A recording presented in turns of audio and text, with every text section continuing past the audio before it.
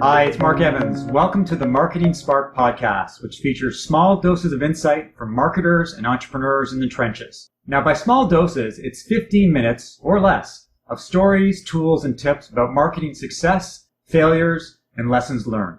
On today's podcast, I'm talking with Alexis Clarfield-Henry.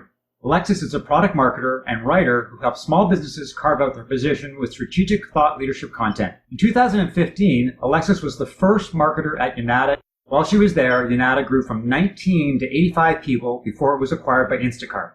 You've been a startup marketer for quite a while. You've got great experience. And one of the things that I'm curious about to get your perspective on is if you're a startup, what are the keys to hiring your first marketer? What do you need to look for? Who do you need to look for? I think, first of all, there's that point in the journey of a startup where they realize, okay, they need to invest in marketing and to bring on that first marketer. And I think for the company, in terms of who they need to look for, that person is going to need to be very flexible, able to roll with the punches, willing to try new things, willing to test and learn and pivot. So I think there might be the attitude of having to find someone who's done this before. I think that companies should be willing to broaden their scope of what that person could look like in terms of their exact experience, and just make sure their personality traits of being open to explore, to try new things, and to work fast and to work smart are really important personality traits for that first marketer. You're a startup that we're going to do this, we're going to hire a marketer, and you've been that person. When you were at Yanada, you were the first marketer. Once you arrive, where do you start? Because in many respects, you're probably starting from scratch. There may not be a lot of marketing going on, if any at all. This is a good question. I think it's really exciting to be the first marketer, and it certainly was for me. And there's so much opportunity that comes along with that. You get to work alongside the exec team. You get to actually have input into the direction of the company and the product, and there's an opportunity to build your own team and department. And there's going to be a lot of challenges as the first marketer. Challenges that, come along with the team has probably been waiting for you for a while. It does take time for companies to make that investment and make that hire. And by the time they find you and you come on board, there's going to be a long list of things they want to do. And likely that list is comprised of things they've seen their competitors doing, things they've seen their peers doing, and not necessarily thought of as part of a holistic plan. I think coming into that scenario of a lot of expectation of doing things fast and all these things that they have lined up is going to be a challenge. And having, a lot of different stakeholders to balance who all have those ideas for you and are coming to you directly is going to be a challenge. And I think working with probably a very small budget in most cases will be a challenge. Right. So if let's run with this dating versus marriage analogy. So when you first get into a relationship, both sides are really excited. The expectations are sky high. The question is as the first marketer, how do you manage expectations? Because as you say, they probably want you to do a lot and they want you to do it quickly. So what are the keys to setting yourself up for success? I think it's really about a balance of taking the time up front to learn as much as you can and to put together a plan. I'll talk about that plan in a second. But taking that time up front and resisting the urge to just run with all the ideas that everyone has, and reminding yourself that, you are coming in as the marketing expert. So there is merit to putting that thought behind it and looking at things holistically. But at the same time, I really recommend that you start putting work out, because people have been waiting for you and they want to see your work and they want to see your value.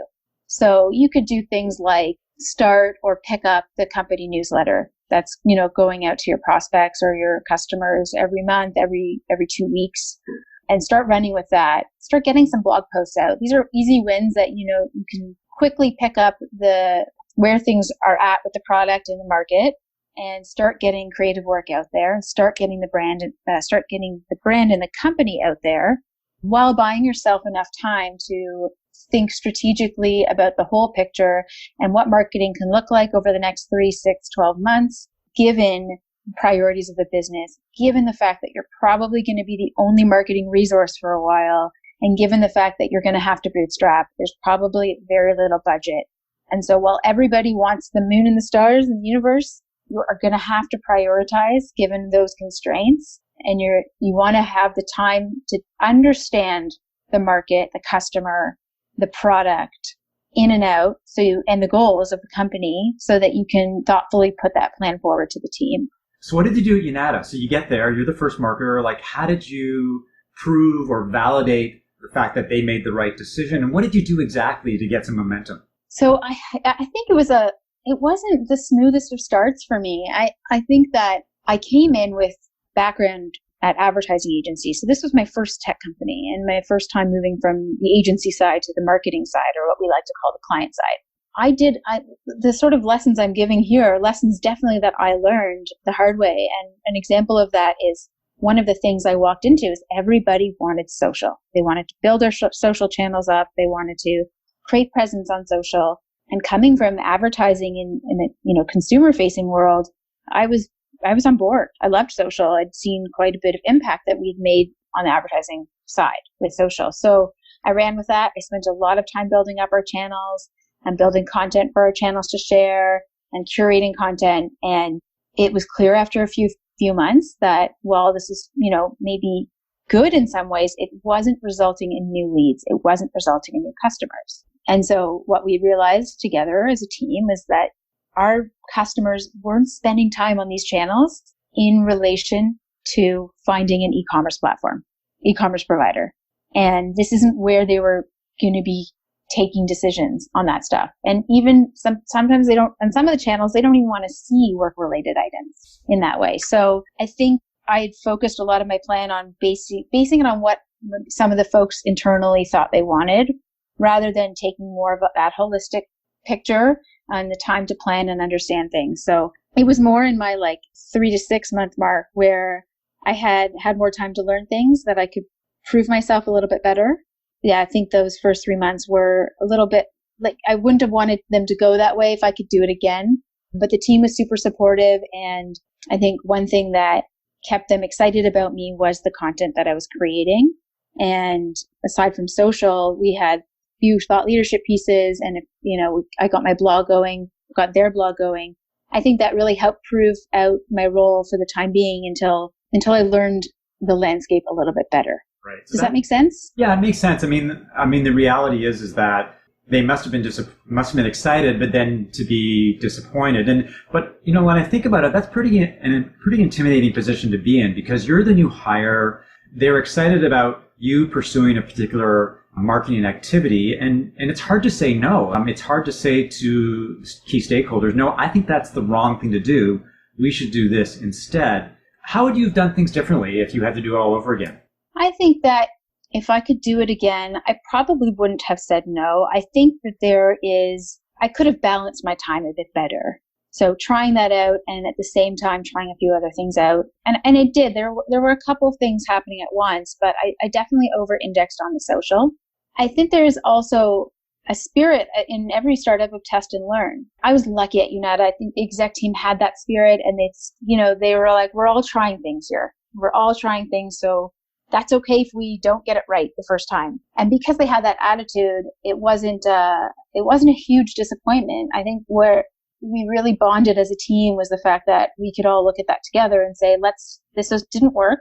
We tried it. This is fine. Let's try something else. Right. And so I don't regret trying it. I don't regret this is something they really want, going for it and coming to that decision that isn't the right avenue for our customer. However, if I could have spent a little less time on it, I think that would have been better for, to kick off our marketing overall if I had more time for some other things. Yeah, it's a great example of a lesson learned. And I think this is particularly relevant for less experienced marketers who may not have the gravitas or even the confidence to engage in a discussion where they may not agree with their boss. The other thing you mentioned is the combination of strategy and tactics, because you're a one-man band or a one-woman band. You've got to do both. So how do you balance? How do you balance between sort of setting the plan, putting everything in motion, and then actually having to tactically execute? It's not that easy, but it's a must, this balance. And you can't overextend in one area or the other for too long. So I think, what I said about, especially at the beginning, starting to get those small tactical pieces out up front while you take time with the strategy. So in that case, you would want to lean more heavily into the strategy area up front at the start of every quarter, and just make sure that there's still work going out at the same time, because the things just can't pause, right? That's not okay. You've got to keep getting your brand out there and keep doing activities that are going to bring leads to your sales team and whatever your goals are. But there are times in the year that you are going to have to do more strategy and less execution. At the very beginning, I think it's those quick wins.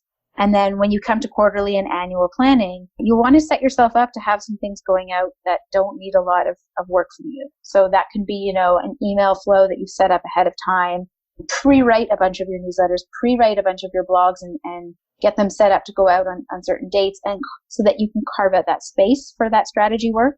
And then there's going to be times where, you take a break and you're really running with your plan and just have to make sure that you're measuring things and how they're going, and stop, look, and measure and steer the ship the other way if you have to. It's just a constant balance, and you're going to lean to one or the other different times. You just have to make sure you don't forget about one or the other. Let's talk money.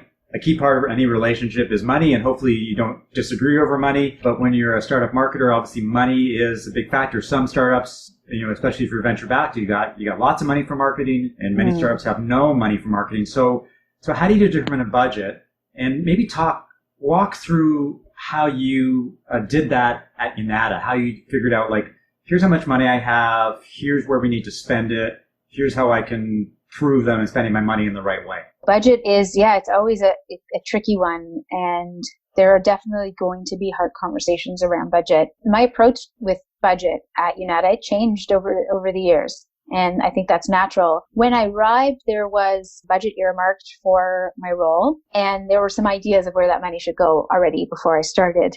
Even when you think you have a lot of budget, when you actually figure out all the activities you want to do, it tends to disappear very quickly. One of the things that was earmarked for the budget that was given to me was conferences, attending and having a booth at conferences. So that budget disappears very quickly. Yeah, it's very expensive, isn't it? Very expensive.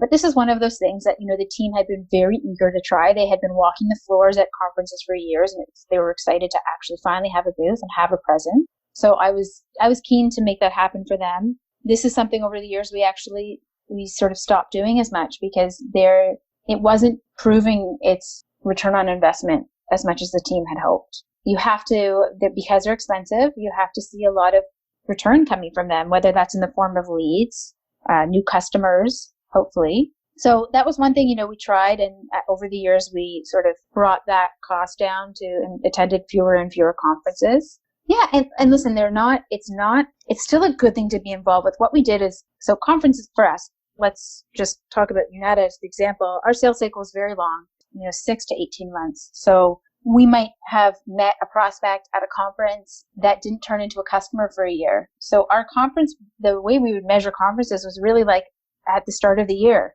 What happened last year? Which ones did we go to? And which events did we get customers from? And so if we went to 6 and we pinpointed, we only got customers for 2, the next year we just went to those 2 conferences. So we were really, really leaning on the measurement of, and for us, like, our customers were, bigger, our annual contract values are bigger than, say, a regular SaaS company, because we were enterprise focused. So we could justify one customer from one event, and we would cover our costs there and more. So we were in a position that was very like one-to-one measurement.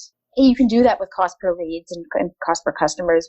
It just sometimes takes time to measure. Let's talk about the other extreme. You're a startup marketer. You arrive at your new job and you've got very little budget. Essentially, you got to build a marketing engine from scratch, but you really haven't got a lot of cash to make that happen. What would you do? Like, what kind of things would you implement to actually get some marketing momentum? You're going to have to bootstrap for a bit. And so, I remember at Unata, I was writing ebooks and infographics and then designing them with pages. I'm not a designer, but we didn't have money yet for a designer. So there is an amount of bootstrapping that has to go on. But I highly recommend you figure out, as the first marketer, what can you do and what can you learn and what can you not do and will not be able to do. So for me, that was designing. That was, okay, I could I can figure this out for the first few, but if we want to be a brand that looks bigger than we are, I can't be designing infographics. So I recommend for the first marketer, figure out what you can do, what you can learn to do in a reasonable amount of time. And everything else, you really need to make the case. If that's hiring a freelancer, if that's marketing tech that you need to use to get the job done, got to make the case and break it down for your company based on cost per lead, based on cost per customer. Thanks for listening to another episode of Marketing Spark. If you have questions, feedback, or like to suggest a guest, send an email to mark@markevans.ca. See you next time.